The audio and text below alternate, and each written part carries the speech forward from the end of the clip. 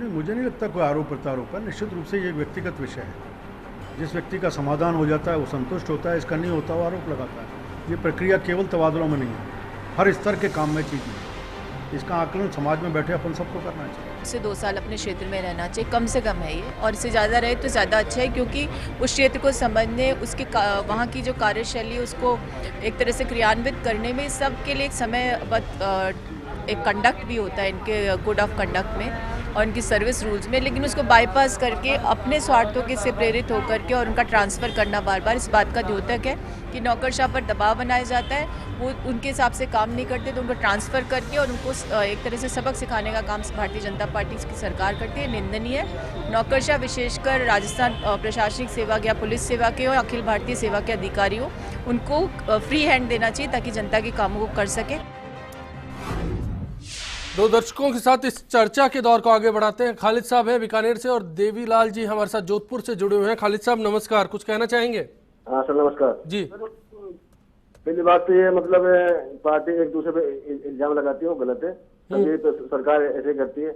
मेरे हिसाब से जल्दी तबादला नहीं होना चाहिए, कम से कम अधिकारी को 5 साल दिए जाने चाहिए, क्योंकि जिस शहर में उसको भेजा जाता है उसको समझने में और अपना मतलब शहरी क्षेत्र और इलाका देखने में उनको आसानी हो। बिल्कुल, शुरुआत से यही बात उठ रही है, लेकिन उसके बावजूद भी ऐसा होता है। देवीलाल जी नमस्कार। हाँ सर नमस्कार सर। जी सर बताएं। सर ये तबादले मतलब बार बार होने से क्या मतलब उनके मानसिक तनाव में वो काम करते हैं, वो एरिया भी समझ नहीं पाते हैं और उनका तबादला दूसरी जगह किया जाता है। और एक मतलब ये सर तबादला नीति है discom to discom, other discom में भी अगर इंश्योरेंस का भी हो जाए तो बेटर होता, क्योंकि मानसिक तनाव में कर्मचारी काम करते रहते हैं, अपने घर से कई सैकड़ों दूर चले जाते हैं और वहाँ पे मानसिक तनाव में डिस्कॉम। ऐसे में एक बात तो है, बिल्कुल देवीलाल जी, पॉलिसी पर बात होनी चाहिए। बहुत बहुत धन्यवाद आपका इस प्रोग्राम के साथ जुड़ने के लिए। मैं उस पॉलिसी वाले मसले पर आऊँगा। पंकज जी, आपकी सरकार के आने के साथ मैंने कई मरतबा सुना ट्रांसफर पॉलिसी आएगी, शिक्षा महकमे में अलग से आएगी, किसी और विभाग के लिए अलग से आएगी, और जब बात IPS IAS ऑफिसर्स की होगी तो वहाँ पर अलग से होगा। लेकिन वो काम देखने को नहीं मिला, सिर्फ बातों में क्यों हुआ, और उसका असर देख रहे हैं कि अभी कर्मचारी जुड़े, उन्होंने कहा, अपना दर्द बयान किया देवीलाल जी ने। नहीं देखिए अश्विनी जी, मैं सबसे पहले तो जो है अभी आपने अर्चना जी की जो प्रवक्ता हैं, मीडिया पर्सन के चेयरमैन है, उन्होंने उनकी बाइट और उनके नेताओं की बाइट और यहाँ सुरेश जी की बाइट, आप देखिए को भी सुना। हाँ, देखिए इन तीनों नहीं, मैं एक ही पार्टी के तीनों की बाइट में डिफरेंसेस थे।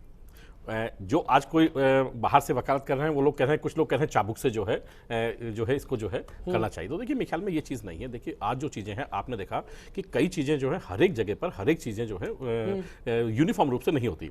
आपने कहा शिक्षा विभाग के अंदर, भारतीय जनता पार्टी की सरकार ने शिक्षा विभाग के अंदर आप देखिए कि एक लगातार जो है एक कोशिश की कि जो जिस तरीके से पिछले शासन में आपने एक उद्योग देखा होगा कि लगातार जो है कि पूरे साल जो है ट्रांसफर चलते रहते थे, और मेरे ख्याल में जितने जियो शिक्षा विभाग के अंदर पिछली सरकार में निकले होंगे शायद आज तक की सरकारों में नहीं निकले होंगे।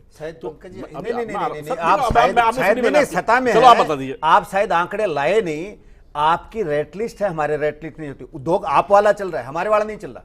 आपने उद्योग से जोड़ा, तो हमने एक आकलन किया 2009 से लेकर 2011 में अशोक गहलोत सरकार का 168 तबादले हुए। आपने रेट लिस्ट नहीं बढ़ी? ना भंवरलाल जी एक बात ना, शिक्षा मंत्री जी नहीं बढ़ी? आपके पेपर छाप लीजिए। आप तो पेपर उठा लीजिए। जो ट्रांसफर नया उद्योग धंधा खोल रहे हैं आपने, अरे भाई आप वाले धंधे को देखो।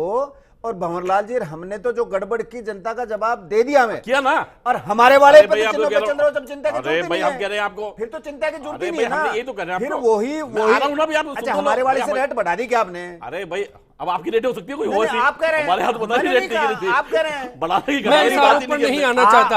अशोक गहलोत सरकार में सुरेश जी और पंकज जी, चाबुक नहीं सुरेश जी और पंकज जी, अशोक सुरेश जी, चाबुक से घोड़ा समझ में आती है, वैसे आपकी नीतियों से अधिकारी के समझ में आती है। सुरेश जी 168 तबादले अशोक गहलोत सरकार ने 2009 से 2011 तक किए थे।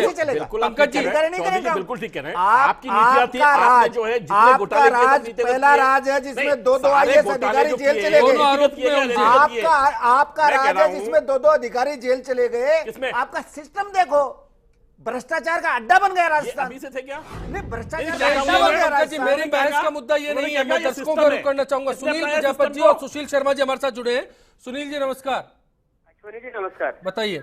अश्विनी जी, मैं 2 बातें कहना चाहता हूँ। अगर अधिकारी ईमानदारी से ठीक तरीके से काम करता है तो उसका तबादला 2 से 3 महीने में हो जाता है। लेकिन अगर वही अधिकारी नेताओं के कमीशन का काम करता है, उसके उल्टे सीधे काम करता है, तो नेताओं बड़े लंबे समय तक ये स्थिति अभी की है या हर वक्त ऐसा होता है? ये हमेशा की बात है। आप ये बहुत बहुत धन्यवाद आपका। नमस्कार सुशील जी। हाँ नमस्कार अश्विनी जी। बताएं सर। अश्विनी जी, मैं कई दिनों से आपसे सुन रहा हूँ, दोनों अफसर करे छुट भैया नेता, छुट भैया नेता। मैं आपको बताऊं, यहाँ पे इस भारतीय जनता पार्टी के राज्य मुख्यमंत्री कार्यालय से ही चपड़ा चिड़ा ट्रांसफर भी वहीं से होता है।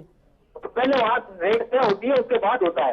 बहुत बड़ा करप्शन है कांग्रेस में भी था करप्शन। लेकिन एक सवाल है बड़े अफसरों के तबादले का, जो कि सरकारी योजनाओं पर अमल करते हैं, उन पर काम करते हैं, उनको लेकर क्या सूरत हो सकती है? मैं उसी पर आना चाहता हूं। छोटे तबादले और बड़े तबादले, क्या इसको इस फर्क के नजरिए से देखा जाना चाहिए? चाला साहब, पहले आपसे समझना चाहूंगा, क्या SI CI लेवल से ऊपर आकर SP IG लेवल के तबादले कहीं काम में फर्क आएगा? बिल्कुल, आपने बिल्कुल सही सवाल किया है। देखिए, मेरा वर्षों का एक्सपीरियंस है और मैंने पाया कि आपके निचले लेवल के अधिकारियों का SHO और इंस्पेक्टर्स और डिप्टी SP के ट्रांसफर्स हमेशा डिजायर्स पर होते हैं और उनके पर्सनल पसंद के आधार पर होते हैं, जातिवाद के आधार पर होते हैं। लेकिन बड़े अधिकारियों के स्थानांतरण, ऑल इंडिया सर्विसेज के अधिकारियों का स्थानांतरण, थोड़ा सा ये क्राइटेरिया उसका अलग है। ट्रांसफर पॉलिसी एक होनी चाहिए और वो एक फॉर्मेट होना चाहिए, कुछ बनाना चाहिए, जैसे कॉम्पिटेंसी है, ऑनेस्टी है, who can deliver the goods, जो अच्छा काम करता हो, एरिया का अच्छा ज्ञान रखता हो, पॉलिसी गवर्नमेंट की पॉलिसी के अनुसार करता हो और पब्लिक ग्रीवेंसेस को भी बहुत अच्छी तरह से रिड्रेस करता हो। तो ये कुछ फॉर्मेट ऐसा बनाना चाहिए और कम से कम 2 साल का पीरियड रखना चाहिए। और निचले स्तर के जो ट्रांसफर है उसमें भी यही पॉलिसी होनी चाहिए, दोनों में फर्क नहीं रखा जाना चाहिए। क्योंकि अच्छा, दूसरा ये ध्यान रखना चाहिए कि भाई कर्मचारी की सहूलियत का भी ध्यान रखें। आप हर बार अगर फ्रिक्वेंटली ट्रांसफर करोगे, उसके बच्चों की पढ़ाई का भी सवाल है, मानसिक दबाव भी आएगा। फिर वो क्या है कि जुगाड़ में लग जाएगा कि वो देखेगा यार कैसे किस तरह से जो है ज़्यादा पीरियड रह सकते हैं, तो वो चापलूसी पे आ जाएगा, जिसका भी जो प्रभाव है पॉलिटिकल या जो भी उसको वहाँ पर जो है स्थायी रख सकता हो या लंबे समय तक रख सकता हो। तो ये करप्शन का भी एक तरीका है। ब्यूरोक्रेसी एक अनरूली हॉर्स है, ये प्रिंसिपल है, कॉन्सेप्ट है एडमिनिस्ट्रेशन का। और गवर्नमेंट को हॉर्स राइडिंग आनी चाहिए, ब्यूरोक्रेसी को हॉर्स राइडिंग आनी चाहिए, चाबुक भी होनी चाहिए, लेकिन चाबुक रखने वाले को ज्ञान भी होना चाहिए, उजड़पन नहीं होना चाहिए। विम्स और डिजायर पर अपनी व्यक्तिगत पसंद और जातिवाद या और तो कोई क्राइटेरिया के अनुसार ट्रांसफर। पब्लिक ओपिनियन का रुख करते हैं। राजेंद्र जैन साहब नमस्कार, अजमेर से। आप सबको नमस्कार साहब जी। सत्ता परिवर्तन हुई है तो प्रशासनिक परिवर्तन भी होना जरूरी होता है। नहीं हो तो स्वास्थ्य के अंदर फर्क पड़ जाता है, इसलिए जरूरी है कि प्रशासन, लेकिन वो सवाल काम होना चाहिए। तब तल्ख हो जाता है जब सिलसिला जल्द से जल्द तबादलों को लेकर होता है। मनोज साहब, हम लगातार सुनते आए हैं तबादलों को लेकर नीति होनी चाहिए, प्रशासनिक सुधार आयोग की सिफारिशें लागू होनी चाहिए। मैं जानना चाहूंगा, क्या इससे पहले कभी इस मसले पर बात नहीं हुई? जब जिन अधिकारियों पर ये सवाल होता है उनकी चुप्पी के क्या वजह हो सकती है? देखिए, इसी देश में कई राज्य ऐसे हैं जहां बड़े स्थायी कार्यकाल मिलते हैं और वहाँ का प्रशासन ज़्यादा बेहतर चला है। तो इसमें बात तो बहुत पहले से, आज से नहीं, 30-40 वर्षों से बात लगातार हो रही है कि कोई नीति होनी चाहिए और कोई एक ऑब्जेक्टिव फॉर्मूला, जैसा अभी विजयन जी जाला साहब कह रहे थे, होना चाहिए, इस पर करें। लेकिन जब अगर फॉर्मूला बना देंगे आप, तो फिर जो डिस्क्रिप्शन आज काम लिया जाता है उसको लेने में दिक्कत आएगी। इसलिए कोई भी जो भी अधिकारी या जनप्रतिनिधि जो तबादला करने के लिए अधिकृत हैं, वे कतई नहीं चाहते हैं किसी प्रकार का फॉर्मूला बने। अगर नीति बन गई तो नीति में फिर 10 लोग उस पर आक्षेप लगाएंगे, नीति थी तो आपने तबादला क्यों कर दिया। आज बिल्कुल खुली छूट है, जब चाहे कर दें। एक चीज़ और मैं कहना चाहता हूँ, देखिए, जब कभी दल अगर बदलता है सत्ता में, तब अगर तबादले हों कुछ तो कुछ भाई थोड़ा बहुत कारण उसका भी जरूरत नहीं समझ में आ सकता है। ठीक है, पसंद नापसंद तब आ जाती है, लेकिन इन्फ्लुएंस रहा होगा। एक ही सरकार के 5 साल के कार्यकाल में कौन सा अधिकारी कैसा है पहले ही पता होता है। आज आप लगाए किसी को, 2 महीने बाद फिर बदल दिया, फिर एक साल पढ़ते हैं हम कि कई बार एक साल में 2-2, 3-3, 4-4 तबादले आईएएस और आईपीएस अफसरों के होंगे। उसका कारण मुझे अभी तक कोई समझ में नहीं आ पाया कि क्यों होता है ऐसा। और ये करके हम देखिए अधिकारी का नुकसान कुछ नहीं, उसको वेतन वही मिलेगा चाहे वो काम ले चाहे सरकार न ले। जनप्रतिनिधियों को भी शायद कोई बहुत फर्क नहीं पड़ेगा क्योंकि उनका शासन चल रहा है। लेकिन सबसे बड़ा जो इसका भोगना पड़ता है वो वहाँ की जनता को भोगना पड़ता है कि किसी पर अच्छे अधिकारी का प्रभावी जो उसको लाभ मिल सकता है वो लाभ से वंचित रह जाती है जनता।